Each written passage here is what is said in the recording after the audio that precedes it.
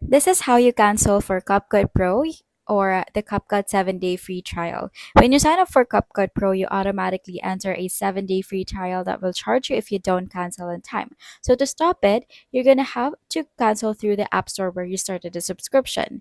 If you sign up on iPhone or iPad, go to your device's settings and then tap on your name right here and then go to subscriptions by clicking on subscriptions and then find the CapCut in the list and tap cancel subscription.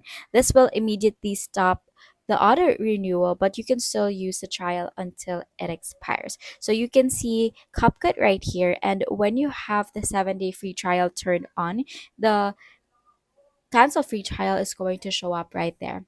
Now, if you sign up on an Android, open the Google Play Store, tap your profile icon, and select payments and subscriptions, and choose CapCut, then hit cancel subscription.